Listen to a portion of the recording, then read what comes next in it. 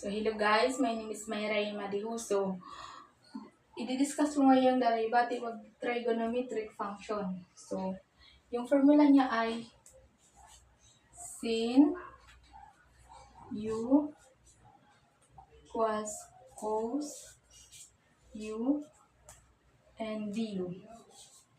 So, yung given is y sin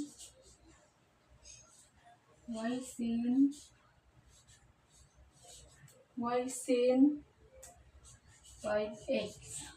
So, i-solve natin siya kung paano makuha yung trigonometric function. So, hanapin lang natin yung u. Yung u ay 5x. Then, yung du niya ay derivative of 5 equals 5x. 5. So, y prime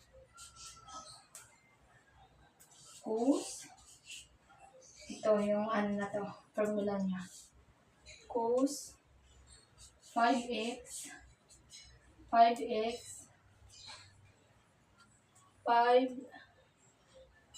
times yung du niya ay 5 times 5. So, y prime 5 cos of 5x. So, ito yung final answer niya.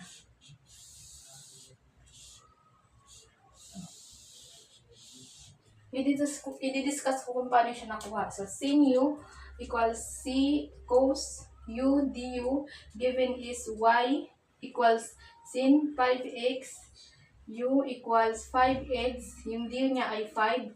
So, y prime cos 5x times 5. So, y prime equals 5 cos 5x. So, ito yung final answer niya.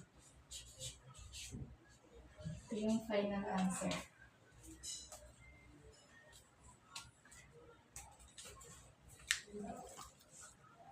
Marami po tayong iba't ibang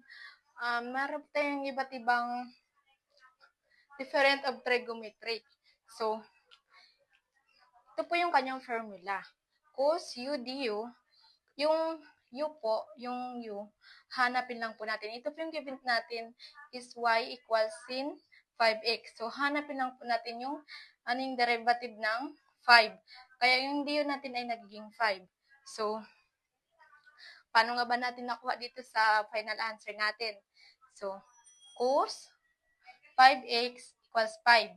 So, kinafil lang natin yung 5, din yung cos, din yung 5x. Yung du natin, i-substitute lang natin dito sa yung 5. Ilalagay lang natin dito din yung cos, ilalagay lang natin dito din yung 5x. Kaya ito po yung naging final answer natin.